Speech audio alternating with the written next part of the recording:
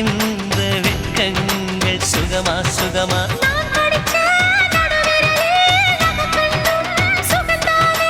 இடைவெளிகள் குறைந்து விட்டால் இம்சைகளும் சுகம்தானே உன்னோடு நான் இருக்கும் நொடியெல்லாம் நடக்கும் நீ இல்லாமல் நான் நடக்கும் வழியெங்கும் உள்ளிருக்கு அட வெண்ணிலா வெக்குதே புன்னகை பூக்குதை நம்மை கண்டதாலா